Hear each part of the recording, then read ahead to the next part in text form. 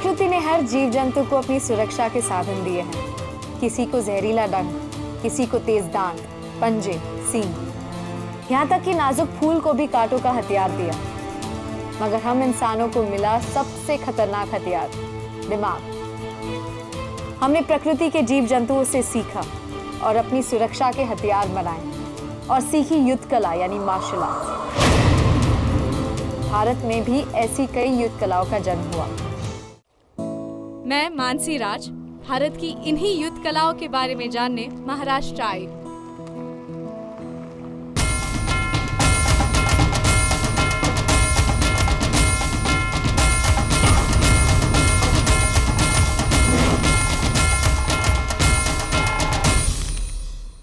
Gymnastics एक ऐसा अद्भुत खेल है जिसे देखकर कोई भी रोमांचित होता है। हम आज तक जिम्नास्टिक्स के सिर्फ पाश्चात्य रूप को जानते थे, लेकिन आज हम जिम्नास्टिक्स के भारतीय स्वरूप मल्लखंब के बारे में बात करेंगे, जो एक जमाने में सारी युद्ध कलाओं का आधार हुआ करता था।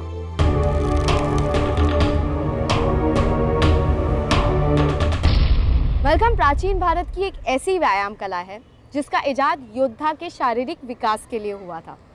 मल्लखंब में योद्धा को शत्रु से हर प्रकार से जूझने का अभ्यास कराया जाता था, जो अपने आप में ही संपूर्ण व्यायाम हुआ करता था।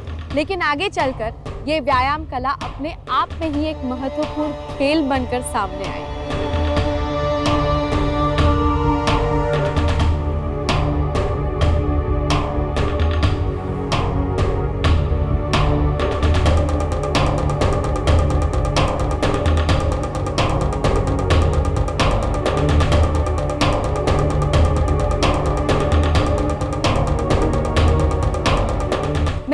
शिवाजी पार्क में हूँ, जहाँ मल्लखंब का नियमित अभ्यास किया जाता है। मल्लखंब ये दो शब्दों से बना हुआ शब्द है। मल्ल यानी रेसलर, एक कुश्ती खेलने वाला, खंब यानी पोल। तो अपने साथीदार के एब्सेंस में या खुद को अगर प्रैक्टिस करनी हो तो एक खंबे के सहारे जो सराव किया जाता था, जो प्रैक्टिस की जाती थी, उसको कहते हैं मल्लखंब। मल्लखंब वैसे रामायण महाभारत में भी था, ऐसे कहा जाता है, क्योंकि मल्लखंब के साथ बजरंगबली हनुमान का नाम जुड़ा हुआ है। वैसे विविध शारीरिक जो एबिलिटीज़ है, कुवतियाँ है, बेसिक एबिलिटीज़, उनको बढ़ाने के लिए strength, stamina, speed, endurance, flexibility, neuromuscular coordination, balance, confidence, courage, इन सभी फिजिकल और मेंटल जो एबिलिटीज़ है उनको बढ़ाने के लिए ये एक लकड़ी का खंभा बहुत अच्छा साबित हुआ है। हमारे भारत में व्यायाम की वैसी बहुत बड़ी परंपरा है और व्यायामशाला होती थी। जब लोग मल्लखंब को देखते थे, मल्लखंब में जो सौंदर्य है वो सौंदर्य देखते थे, तो वो फिर सिर्फ कुश्तीगिरों के यहाँ तक सीमित नहीं रहा, बाकी के लोग भी उनका सराव करने लगे और जैसे उसकी प्रैक्टिस करने लगे तो ये जान चुके कि अपनी खुद की तंदुरुस्ती बढ़ाने के लिए मल्लखंब का बहुत फायदा होता है। प्राचीन क्षत्रिय राजा या राजपुरुष इस व्यायाम शैली का प्रयोग अपने शरीर को बलिष्ठ बनाने के लिए करते थे। मल्लखंब का जिक्र सबसे पहले 1200 शताब्दी में 1135 में सोमेश्वर चालुक्य के ज़माने में उन्होंने लिखा हुआ जो मानसोल्लास ग्रंथ जो है उसमें इसका जिक्र किया गया है। उड़ीसा में जगन्नाथपुरी में एक मल्लखंब चलता है करके हमें मालूम पड़ा, तो वहाँ लक्ष्मीधर भोई एक 65 साल का आदमी मल्लखंब सिखाता है। वहाँ एक सुपारी का एक पेड़ था और उसके ऊपर वो 65 साल का आदमी एक कच्छा बांध के कुछ मल्लखंब जैसे करता था। तो हमने उनको पूछा कि आपने कहाँ सीखा ये? तो उन्होंने कहा कि ये मेरे दादाजी ने मुझे सिखाया। तो उनको किसने सिखाया? तो उनके दादाजी ने उसको सिखाया। तो इसका मतलब ये कब से यहाँ शुरू है? तो जब से जगन्नाथपुरी का मंदिर अस्तित्व में तब से हम यहाँ ये एक्सरसाइज करते हैं करके उन्होंने बताया। इसका मतलब मल्लखंब 700 साल पहले वहाँ पर जीवित था, लेकिन इसका कहीं जिक्र हमें लिखित रूप से मिलता नहीं है। लेकिन उसके बाद मल्लखंब जैसे डॉर्मेंट रहा, कुछ भी उसके ऊपर हमें दिखाई नहीं देता है। मनसोल्लास के बाद मल्लखंब के इतिहास में एक नया पन्ना तब जुड़ा जब 17वीं शताब्दी में इसे पुनर्जीवित किया गया। समर्थ रामदास स्वामी जी ने शिवाजी महाराज के ज़माने में हर गांव में एक अखाड़ा तैयार किया था। उस समय तो मुगलों से ज़्यादा खतरा था, तो युवकों को बल संपन्न बनाने के लिए कौन सा तरीका इस्तेमाल किया जाता है? तो वो सबसे अच्छा था कि कम से कम समय में एक दूसरे से लड़ते हुए ताकत को बढ़ाना, डेयरिंग को बढ़ाना और उनमें एक अच्छा तंदुरुस्त व्यक्ति उसमें से निर्माण करना, यही काम था जो समर्थ रामदास स्वामी जी ने किया। चला मी एकदम पीछे चल। 1796 में महाराष्ट्र के पेशवा बाजीराव द्वितीय के दरबार में एक दिलचस्प घटना घटी, जिससे मलखम फिर चलन में आ गया। दूसरे बाजीराव पेशवे के ज़माने में जब हैदराबाद के निजाम से दो पहलवान अली और गुलाब कुश्ती लड़ते लड़ते उत्तर की ओर जा रहे थे, पूना तक आके पहुँचे, तो उस समय पूना में दूसरे बाजीराव पेशवे के पास 52 पहलवान थे जिनका काम था सिर्फ कुश्ती लड़ना, कुश्ती सिखाना। लेकिन अली और गुलाब, इन दोनों की जो रेपुटेशन था, उन दोनों की जो शारीरिक स्थिति थी कि 6.5-7 फुट उनकी कद थी, उनकी हाइट थी और बहुत बलशाली थे। उनको देखकर इन 52 पहलवानों में से एक की भी हिम्मत नहीं हुई कि उनके आह्वान का स्वीकार करना, उनकी चुनौती को स्वीकारना। 16 वर्षीय बालमभट्ट दादा देवधर थे। उन्होंने कहा कि ठीक है, मैं ये चुनौती ले लेता हूँ, और उन्होंने कुछ पीरियड मांग लिया और सप्तशृंगी देवी के मंदिर में उन्होंने देवी की आराधना शुरू की। ऐसा कहा जाता है कि बजरंगबली में उनको सपने में एक खंबे के ऊपर कुछ एक्सरसाइज दिखाए। जो कुछ दिखाया उसका उन्होंने अभ्यास किया एक लकड़ी के खंबे के ऊपर, और वो अपने जिस दिन को वापस आना था वो पुणे में आ गए और अली नाम के पहलवान से उनकी कुश्ती हो गई। और जब कुश्ती की लड़ाई शुरू हुई तो कुछ मिनटों में ही उन्होंने अली को पराजित कर दिया। उनकी तैयारी देख के गुलाब ने कुश्ती खेला भी नहीं और वैसे ही भाग गए। बाजीराव द्वितीय के दरबार के पहलवान अपने बाहुबल और शक्ति के लिए प्रसिद्ध थे। शायद इसीलिए हैदराबाद के वो दो पहलवान यहाँ पर अपनी ताकत साबित करने आए थे। वजह जो भी हो, एक बात तो जाहिर है कि मलखम का पुनर्जीवन इन दो पहलवानों के आगमन के बाद ही संभव हो पाया।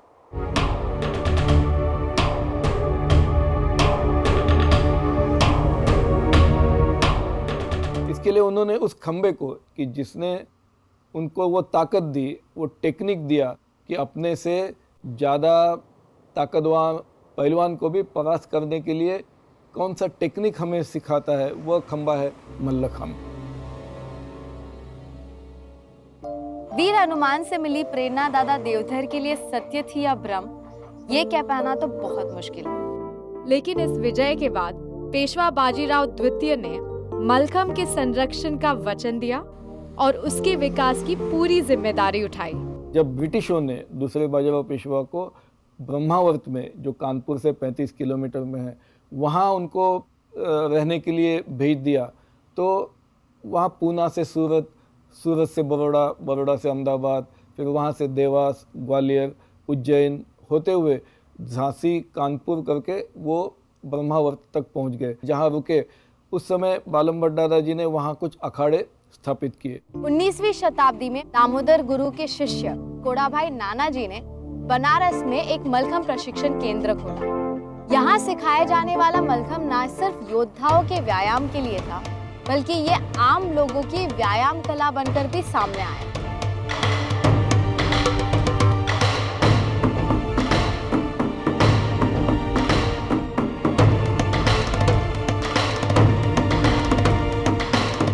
कुंभट नाना गोडबोले और अनंतराम गुरु, ये सब उनके शिष्य हैं। और जो दामोदर भट्ट मोघे हैं, उन्होंने बेंत का मलखम शुरू किया एक 100 साल बाद में। और ये बेंत का मलखम था, एक जैसे अपनी उंगली है, उंगली के थिकनेस का एक बेंत था, ऊपर से वो टंगा जाता था। और बेंत के ऊपर अलग अलग प्रकार के योगिक एक्सरसाइजेस, योगिक पोस्चर्स, एक्रोबेटिक एलिमेंट्स जैसे कसरतें की जाती थी। मलखम का उद्देश्य हमेशा से योद्धाओं की ऊर्जा और ताकत को बढ़ाना रहा है। सभी मार्शल आर्ट्स के योद्धाओं को शरीर से बलिष्ठ होना बहुत जरूरी था, और मलखम के व्यायाम से योद्धाओं को चुस्ती, फुर्ती और ऊर्जा प्राप्त होती थी। मलखम के रेगुलर प्रैक्टिस से एक सकारात्मक विचार करने की प्रवृत्ति बढ़ जाती है। पोल मलखम को आप अगर देखोगे तो उसका जो शेप है वो एक आदमी की तरह है। जैसे सिर है, फिर गर्दन है, फिर लोअर बॉडी है। पोल मलखम करते वक्त उसे कैस्टर ऑयल लगाया जाता है क्योंकि लकड़ी से फिर बॉडी का फ्रिक्शन होके कुछ ज़्यादा जख्म न हो। इसलिए पोल मलखम करते वक्त एक एडिशनल फ़ायदा जो मिलता है वो इट्स ऑटोमेटिक बॉडी मसाज हो जाता है। मलखम एक युद्ध कला नहीं बल्कि किसी भी युद्ध कला की आधारशिला थी। इसलिए ब्रिटिश शासन द्वारा मार्शल आर्ट्स पर लगाए गए प्रतिबंध का इस व्यायाम क्रिया पर कोई असर नहीं पड़ा। मुगलों के ज़माने में हो या बाद में ब्रिटिशों के ज़माने में हो, लोगों को स्पेशली युवकों को हथियारों के साथ ट्रेनिंग तो नहीं दिया जा सकता था। वेपन्स वेर बैंड, तो उनको बलवान बनाने के लिए बेसिकली ऐसे मार्शल आर्ट थे कि जो मलखम है, रेसलिंग है और उसके प्रकार अलग अलग से बॉडी डेवलपमेंट की जा सकती है। तो हाथ में तलवार लेके मलखम या मार्शल आर्ट करने के बजाय हाथ में दो लकड़ियाँ लेके करते थे, जैसे लकड़ी है, फरी गदका है। तलवार या ढाल लेने से पहले लेने के बदले एक हाथ में गदका होता था और एक हाथ में छरी होती थी, तो फरी गदका करके उसके ऊपर मार्शल आर्ट करते थे। वैसे ये मलखम भी था जिसके अभ्यास से लोगों को अच्छा सशक्त और ज़्यादा तंदुरुस्त बनाया जा सकता था। 19वीं शताब्दी में मलखम को प्रोत्साहन मिला गुजरात में। बड़ौदा के महाराजा प्रताप सिंह गायकवाड़ ने मलखम को अपने राज्य में संरक्षण दिया और कई प्रशिक्षण केंद्र भी स्थापित किए। बड़ौदा में जुमादादा व्यायामशाला है, वहाँ के प्रोफेसर माणिक राव है, या झांसी की रानी है जिसके ट्रेनिंग पार्ट में मलखम का भी समावेश था। वो मलखम भी करती थी, उसका अभ्यास करती थी, ऐसे कुछ किताबों में पढ़ा जा सकता है। उसी वक्त जब भारत में जिम्नास्टिक्स की भी शुरुआत हुई, फॉरेन में उसे मदर डिसिप्लिन कहते हैं, तो ये भी जान पड़े कि मलखम भी एक मदर डिसिप्लिन जैसा ही है और बहुत एडाप्टेबल स्पोर्ट है। तो मलखम के ऊपर भी जिम्नास्टिक्स जैसी कुछ एलिमेंट्स, कसरतें करना शुरू हुआ। धीरे धीरे बच्चे करने लगे जिसके द्वारा कॉम्पिटिटिव स्पोर्ट, ऐसे भी मलखम की एक पहचान हो चुकी। 1936 के बर्लिन ओलंपिक्स में अमरावती के 15 प्रतिभागियों ने मलखम का प्रदर्शन किया था। उन्होंने 8.5 फीट ऊंचे खंबे पर मलखम का इस तरह से प्रदर्शन किया कि जर्मनी के डिक्टेटर हिटलर रोमांचित हो उठे। वो इस तरह से प्रभावित हो गए थे कि प्रतियोगी वर्ग में ना होते हुए भी उन्होंने सारे प्रतिभागियों को गोल्ड मेडल से सम्मानित किया। मलखम का एक अलग सा सौंदर्य है। मलखम के कॉम्पिटिशन्स अगर हम देखेंगे तो उसमें 3 प्रकार होते हैं। बड़े लड़कों के लिए कंबे का मलखम, जिसे हम पोल मलखम कहते हैं, फिर रस्सी वाला मलखम और हैंगिंग मलखम, जो तकरीबन 4-4.5 फीट होता है। वो रोटेट भी होता है और दोनों बाजू में भी घूमता है। कॉम्पिटिटिव पोल मलखम साधारण एक 8 फीट हाइट में ज़मीन के ऊपर होता है, लेकिन आप अगर प्रैक्टिस के लिए मलखम देखोगे तो बहुत सारे साइज और शेप्स में आता है।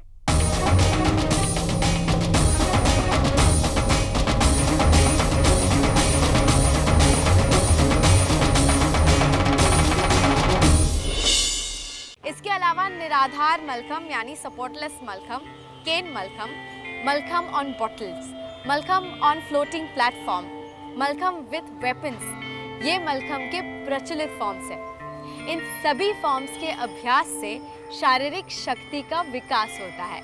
पोल मलखम करेंगे तो पोल मलखम के लिए अपने थाइज में ग्रिप पकड़नी पड़ती है। शोल्डर स्ट्रेंथ और एब्डोमिनल स्ट्रेंथ बहुत अच्छी होनी चाहिए।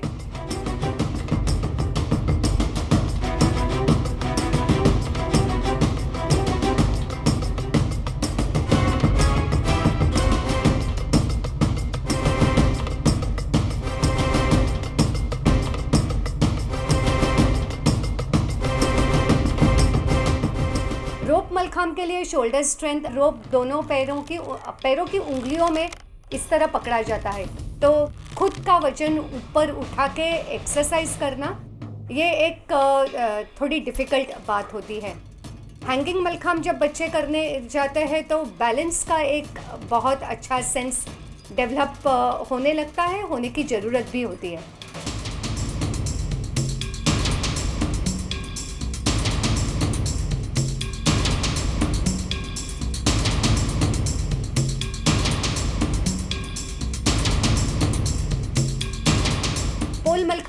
ऊपर बैठ के, खड़े रह के बहुत तरह के योगिक पोजीशंस किए जा सकते हैं।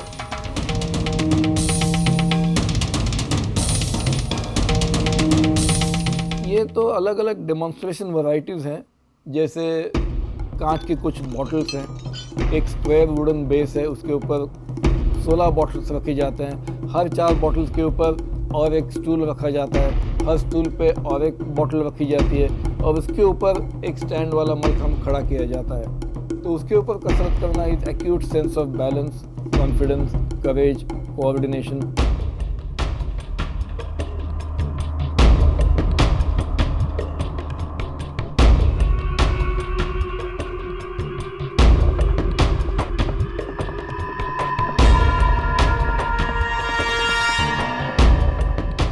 निराधार मलखाम जो बाणे गुरुजी ने शुरू किया, वो भी एक अलग तरीके का मलखाम है।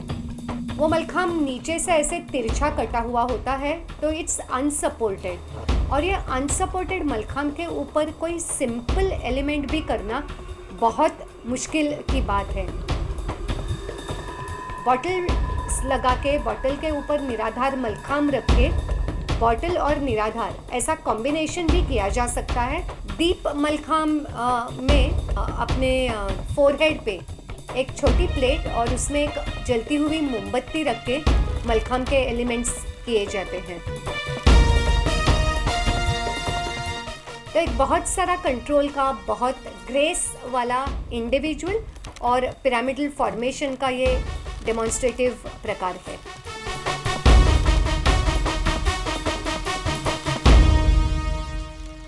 1968 में यूनिवर्सिटी ऑफ कलोन जर्मनी की रिसर्च के मुताबिक मलखम सबसे कम समय में सबसे ज्यादा शक्ति देने वाला व्यायाम है। इसके अभ्यास से शरीर पे एक कमाल का नियंत्रण स्थापित होता है, शरीर की रोग प्रतिरोधक शक्ति बढ़ती है और मांसपेशियां भी मजबूत होती है।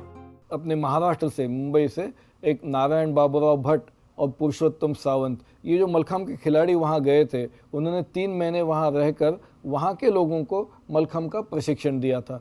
उस समय वहाँ के जो स्पोर्ट्स मेडिसिन एक्सपर्ट्स थे, उन्होंने इस मलखम के ऊपर संशोधन किया और उन्होंने ये कहा कि कम से कम समय में शरीर के हर एक हिस्से को सबसे ज़्यादा एक्सरसाइज देने वाला दुनिया में एकमात्र प्रकार यदि कोई है तो वो है मल्लखम। मध्य प्रदेश सरकार ने 2013 में मलखम को स्टेट स्पोर्ट का दर्जा देकर एक अच्छी पहल की है। मध्य प्रदेश के डिस्ट्रिक्ट में मलखम की अकादमी खुलवा दी है, वहाँ मलखम के प्रशिक्षक नियुक्त किए गए हैं। सिर्फ यही नहीं, अब मलखम को डांस फॉर्म के साथ भी जोड़ा जा रहा है। रोप मलखम को म्यूजिक के साथ जोड़कर इसे डांस का रूप दिया गया है।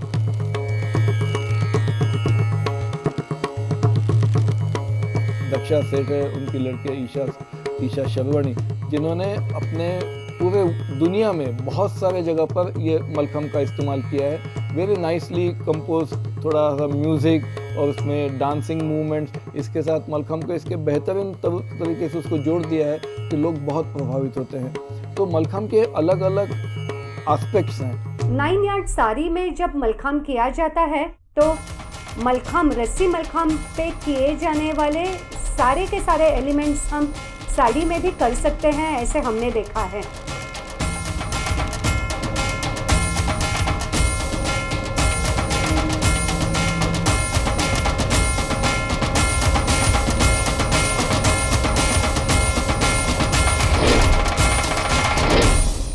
मलखम एक ऐसी वैज्ञानिक कला है जो आपके शरीर को फुर्तीला और लचीला बनाती है।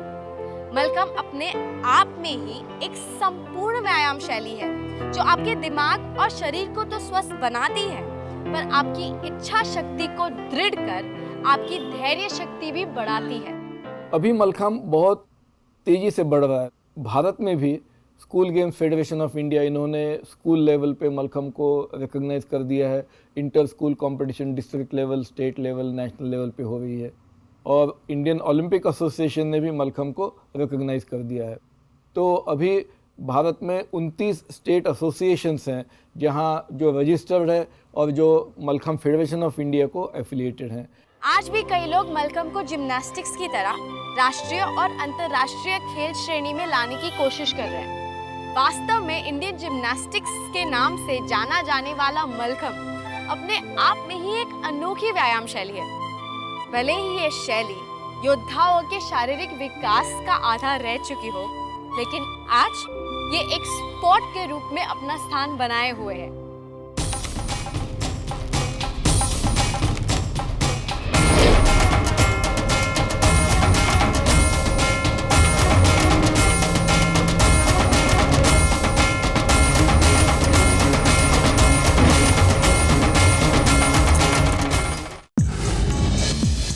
Like, share, subscribe, and click on the bell icon to never miss an update from Epic.